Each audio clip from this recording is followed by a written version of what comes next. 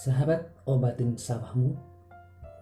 Pada video sebelumnya kita sudah bahas ya tentang gejala serta penyebaran penyakit mulai pada tanaman jagung. Nah, pada kesempatan kali ini obatin sawahmu akan membahas tentang cara pencegahan dan pengobatan penyakit bulai tanaman jagung. Bahwasanya penyakit bulai ini merupakan momok yang sangat dikhawatirkan oleh para petani. Kenapa menjadi momok bagi para petani? Yaitu karena penyakit ini sulit diatasi dan penyebarnya sangat cepat. Dalam satu malam saja, yang paginya tanaman jagung masih terlihat sehat ya. Kemudian lewat satu malam, paginya lagi sudah terlihat tanaman jagung sudah terlihat garis putih melintang pada daun tanaman jagung. Yang itu merupakan tanda penyakit bulai menyerang tanaman jagung. Dari hari ke hari, daun itu akan mengalami daunnya menjadi bulai gitu ya, kuning-kuningan dan menyebar ke tanaman lainnya. Penyakit bulai ini bisa menurunkan produksi mencapai bahkan 90% ya jika tidak diatasi dengan cepat ya. Petani harus tahu bahwasannya penyakit bulai ini disebabkan oleh jamur yang disebut Peronocospora maydis, yang biasanya penyebarannya pada malam hari sekitar pukul 2 sampai 4 pagi ya.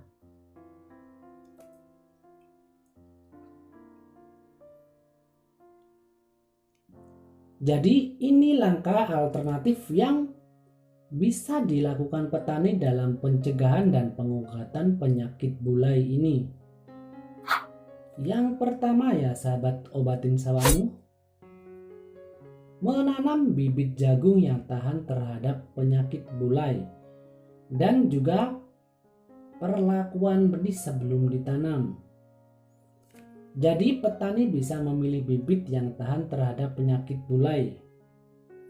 Petani bisa tanya pada toko pertanian setempat, bahkan pada PPL ya, sebelum melakukan pembelian benih dan penanaman benih jagung. Ada banyak benih yang tahan terhadap penyakit bulai seperti contohnya di video ini ya, bisa dilihat.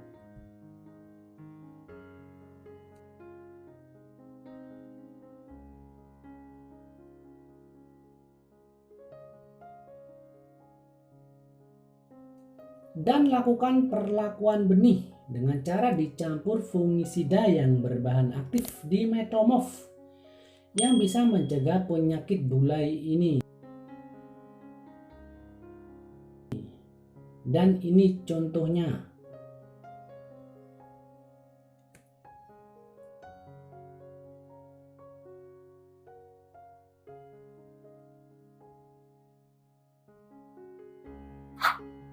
Yang kedua sahabat obatin sawahmu, pembuatan bedengan dan pengaturan pola jarak tanam. Ketika petani menanam jagung, ada sebaiknya dilakukan dulu pengolahan lahan yang baik dan pembuatan bedengan agar jagung yang ditanam tidak tergenang air, serta petani harus melakukan penanaman jagung dengan jarak tanam yang direkomendasikan agar jika ada tanaman jagung yang terinfeksi penyakit bulai agar tidak mudah tertular. Banyak contoh jarak tanam yang bisa dipakai para petani, seperti ini contohnya ya, bisa dilihat di video.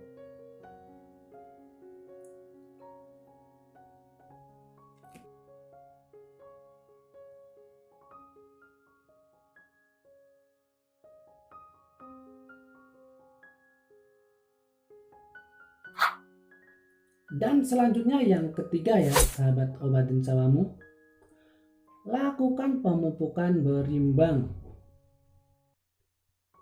Petani harus tahu bahwa pemupukan yang terlalu banyak menggunakan unsur R atau nitrogen atau bisa disebut pupuk urea itu sangat beresiko sekali bagi tanaman untuk terserang penyakit. Karena penyakit itu suka sekali dengan unsur N yang terkandung dalam jaringan tanaman. Maka dari itu, petani harus melakukan pemupukan berimbang agar terhindar dari penyakit bulai ini. Petani bisa melakukan pemupukan pertama dengan Ponska dan SP36 tanpa urea.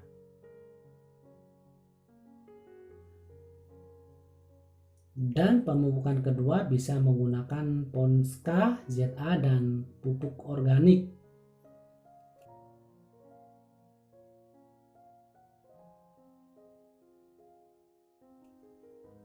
Dan pemupukan terakhir bisa menggunakan urea.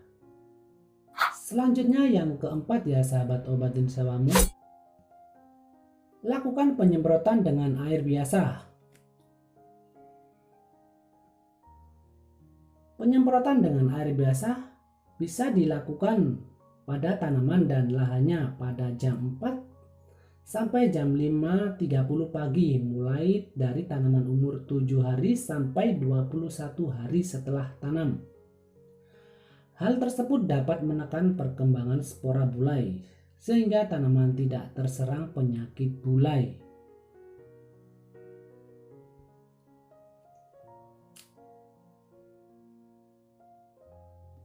Dan yang kelima ya sahabat obatin sawamu, penyemprotan fungisida. Penyemprotan fungisida pada tanaman jagung yang berumur kurang lebih 1 minggu dengan fungisida yang berbahan aktif Iprodium. Contohnya saja Daconil. Bisa juga petani menggunakan Cabrio, Rofral ataupun Antrakol dengan selang waktu 7 hari pengulangan ya. Ini bisa dilakukan untuk pencegahan dan pengobatan penyakit bulai dari awal tanam ya, pada saat jagung usia muda 7 hari bisa langsung disemprot.